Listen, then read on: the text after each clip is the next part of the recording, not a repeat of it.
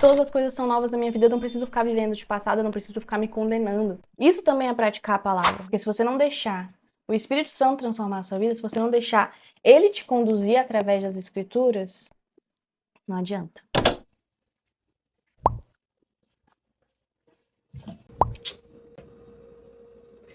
Café com pão.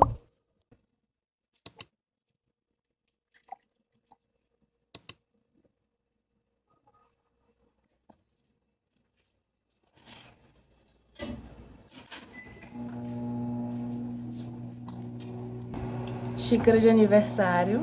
Adivinha? Calma. Que adivinha de que é aniversário esse mês? Meu.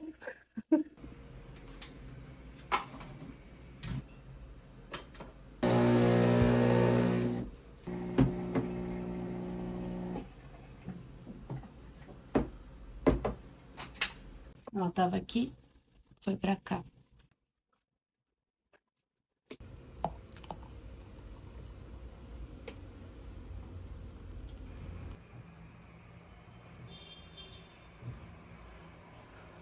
Sejam bem-vindos a mais um café com pão. Com a xícara de aniversário, já falei, né? Foca, meninas, aí. Que esse é o mesmo meu aniversário, dia 24. Hoje eu fiz um café quentinho, porque eu acordei com a garganta meio assim, querendo ficar ruim. Mas não vai. Hoje, no café com pão de hoje, nós vamos falar sobre condenação. É um café com pão meio devocional, porque eu vou compartilhar um versículo chave e depois eu vou falar em cima de outro texto que eu estava lendo no meu devocional. Então eu quero começar lendo com vocês 2 Coríntios 5, a partir do 14, que é um versículo bem conhecido, 17, mas é aquela coisa, não adianta ser conhecido se a gente não está aplicando na nossa vida. Então vamos lá. Porque o amor de Cristo nos constrange, porque assim nós julgamos que, se um morreu por todos, então todos morreram. E ele morreu por todos, para que os que vivem não vivam daqui em diante para si, mas para aquele que morreu por eles e ressuscitou. Portanto, daqui por diante sabemos que não somos homens segundo a carne. Sim, embora tenhamos conhecido Cristo segundo a carne, contudo agora já não o conhecemos mais. Portanto, se algum homem está em Cristo, ele é uma nova criatura. As coisas antigas, as coisas velhas, são passadas. Eis que todas as coisas se tornaram novas. Entendeu? As coisas antigas, passadas. Amém. São tantas coisas para falar sobre autocondenação. Se você se encontra hoje nesse lugar de condenação. Eu tenho essa frase aqui no meu quarto, que ela é de um certificado de batismo. E aí atrás, a pastora da igreja lá no Texas, desse local que a gente estava servindo, né, e participando, ela fez tipo um lettering, assim, bem bonitinha. Ela é toda artística, muito fofinha. E aqui fala, né, que é o versículo em inglês de 2 Coríntios 5:17. Por que eu tô mostrando isso? Porque é bonito. Não só por isso, mas eu tava deitada outro dia e ele fica bem assim, acima da minha cama, né? Num quadrinho assim que eu tenho. E eu tava deitada e eu olhei para esse versículo e eu fiquei muito reflexiva sobre ele, sabe? Eu fiquei realmente pensando sobre essa parte, né? De que se nós estamos em Cristo, nós somos nova criatura. E as coisas velhas, elas ficaram para trás, e eis que todas as coisas, elas são feitas novas.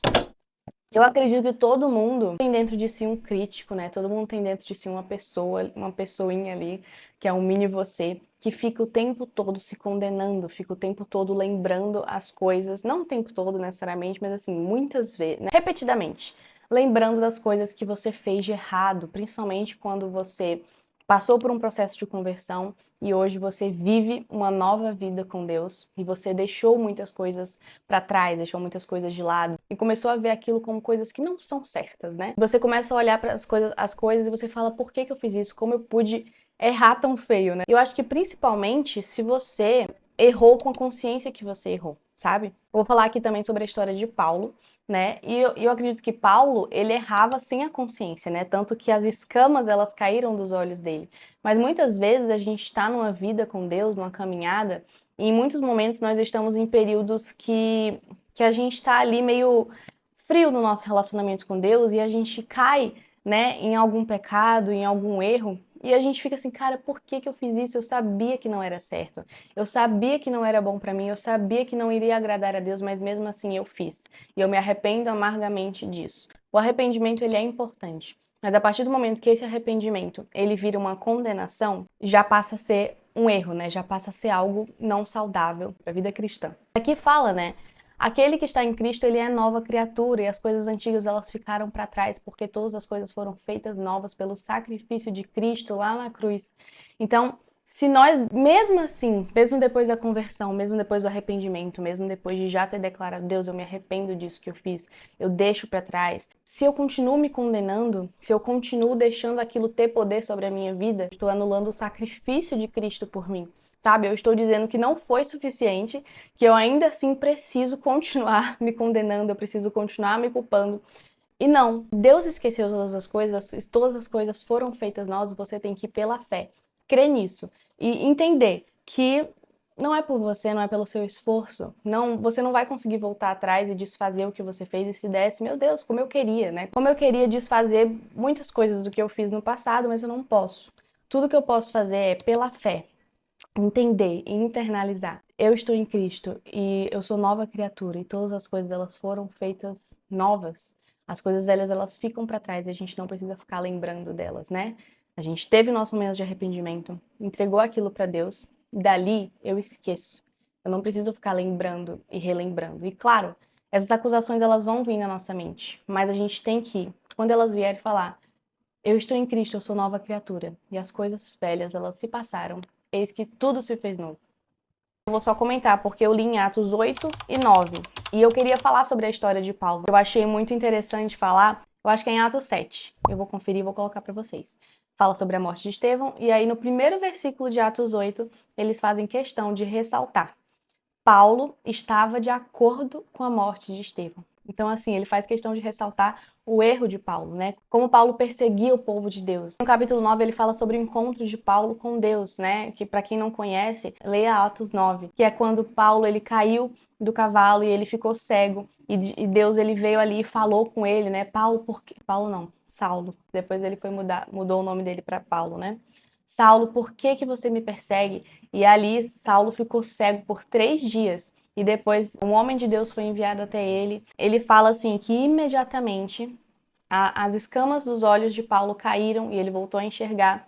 Ele começou a ter uma visão ali, né? Todas as coisas velhas se passaram e todas as coisas foram feitas novas na vida de Saulo. E ele começou, inclusive ele teve o seu nome mudado para Paulo, né? Mas não nesse momento. Mas aí ele começou a enxergar as coisas de uma forma espiritual. E ali ele fala que imediatamente Saulo começou a pregar sobre Cristo. Começou ali com muita confiança e ousadia e obediência. Mas aí é óbvio, né? E aí isso fala todo, tá? No capítulo 9, que as pessoas ficaram com medo, que as pessoas ficaram receosas, que as pessoas olharam e falavam que ele não era Saulo, que consentia com a morte das pessoas, que ia atrás, né? Enfim, que perseguia a igreja.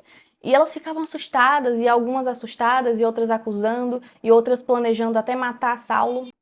Mas aí fala assim, que Paulo continuava pregando ousadamente. Ele continuava obedecendo a Deus, né? No versículo 15 do capítulo 9, ele fala: ele é um vaso, falando sobre Saulo, né? Ele é um vaso escolhido por mim, para levar o meu nome diante dos gentios, reis e filhos de Israel. Saulo é um exemplo extremo, né? É um exemplo assim, ele consentia com a morte de muitas pessoas, ele perseguia o povo de Deus, sabe? E mesmo assim, Deus, ele foi e fez questão de encontrar com ele, fez questão de parar o que ele estava fazendo de errado. Por que que você está me perseguindo? Por que que você está fazendo isso errado? Porque Saulo, Jesus, é muito difícil esse nome. Porque Saulo ele estava cego, porque Saulo ele estava achando que estava fazendo certo e estava fazendo errado. E muitas vezes a gente vive uma vida assim, a gente acha que está fazendo certo, mas a gente está fazendo errado. E nós somos convencidos por Deus, né? Deus ele nos mostra o nosso erro, mas ele não nos mostra o nosso erro para que a gente permaneça nesse erro e a gente permaneça se condenando, e a gente permaneça se sentindo a pior pessoa do mundo. E é óbvio, com certeza, Saulo ele tinha seus questionamentos, ele tinha, sabe, caramba, por que que eu fiz isso por tanto tempo? Por que que eu, enfim, eu errei demais, sabe? Mas ele entendeu e não deixou que isso parasse ele, né? Ele entendeu que a transformação tinha vindo de Deus. E quando ele recebeu o Espírito Santo, ele foi e ele pregou, ele levou a palavra de Deus e ele foi o grande homem de Deus que ele foi. Não deixou se levar pela condenação das pessoas e nem pela própria condenação. Ele não se deixou parar por conta disso. E aí tem aquela frase, né, que tem em música, que as pessoas falam o tempo todo, que você é quem Deus diz que você é, né? Mas é uma frase que, cara, muita coisa na vida, né? A gente não para pra pensar no verdadeiro significado, no significado profundo das coisas que a gente fala rotineiramente, né? Principalmente quando a gente já é crente tem muito tempo, a gente começa a falar as coisas tipo, nossa, sim, canta lá, aleluia, eu sou quem dizes que eu sou, sim, eu sou quem dizes que eu sou, escolhido, perdoado. Você acredita nisso? Sabe, você realmente acredita no que você está falando? Quando você lê a palavra, você fala, nossa, todas as coisas velhas passaram, isso que tudo se fez novo. Você acredita no que você está lendo? Você aplica o que você está lendo? Porque não adianta, gente. Não adianta a gente viver uma vida ouvindo muitos louvores e lendo a palavra e fazendo muita coisa se a gente não pratica. Praticar a palavra não é só quando Deus fala, olha, isso aqui é pecado, não faça. Beleza, não vou fazer. É você praticar a palavra quando Deus fala, você é escolhido por mim e você é amado. E você fala, tá bom, eu vou praticar isso. Eu vou andar nessa autoridade de que eu sou escolhido, de que eu sou amado. Quando Deus fala pra você, você é perdoado. Então, beleza, eu vou praticar essa palavra. Todas as coisas são novas na minha vida, eu não preciso ficar vivendo de passado, eu não preciso ficar me condenando. Isso também é praticar a palavra. Não adianta você viver uma vida lendo e ouvindo coisas de Deus se você não se deixa ser transformado em todas as áreas da sua vida. Porque às vezes é até mais fácil para algumas pessoas, né?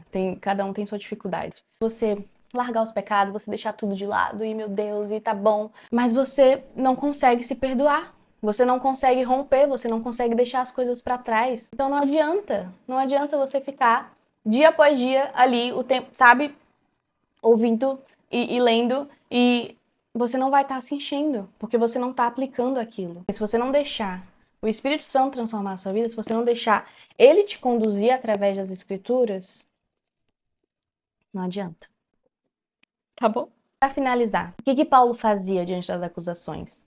Seja as acusações dele, seja as acusações das pessoas. Podiam ser até pessoas que conheciam ele há muito tempo, sabe? Às vezes as acusações elas vêm das pessoas que mais conhecem a gente, porque realmente elas olham e falam: eu não acredito que você, que fulano, mudou assim do dia para noite. Eu não acredito nisso. E que vai demorar um tempo para as pessoas processarem a informação. Mas quando Deus faz a nossa vida, quando ele decide mudar, ele muda. Não importa o que as pessoas estão dizendo, não importa nem o que você mesmo diz para você, as mentiras que você se conta, né? O que importa é o que Deus diz sobre você. No versículo 22 do capítulo 9 fala: ele se fortalecia e continuava pregando, né? Ele se fortalecia e continuava sendo obediente ao que Deus tinha mandado ele fazer, né? E eu até fiz um vídeo sobre ser obediente ao que Deus pediu para fazer hoje. Eu vou deixar aqui para vocês. Assistam depois, tá? Vou deixar na descrição também. Nós precisamos ser obedientes ao que Deus nos pede para fazer, independente das nossas guerras internas. Porque ao longo do processo, porque Deus ele não vai pedir nada que a gente não consiga fazer, né? Que a gente não dê conta. E ao longo do processo ele vai nos curando, ao longo do processo ele vai transformando a nossa vida, tá? E é isso, gente. Se você está em Cristo, se você entregou sua vida para Cristo, se você decidiu mudar de vida, você já se arrependeu dos seus pecados, você é nova criatura e as coisas velhas elas ficaram para trás. Todas as coisas são feitas novas. Viva essa verdade. Aplique as verdades de Deus na sua vida. Amém? Em nome de Jesus. Que Deus te abençoe. E até o próximo vídeo. Um beijo.